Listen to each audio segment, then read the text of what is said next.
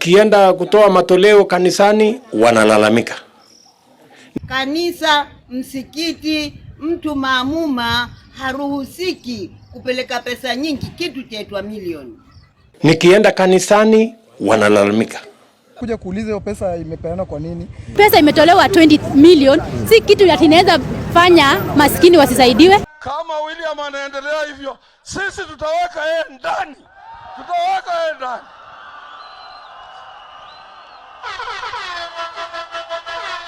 Sasa, my friends, kwani nyinyi hamuna kazi nyingine ya kufanya? That is none of your business. Wako ni wajinga kabisa, ni wazimu.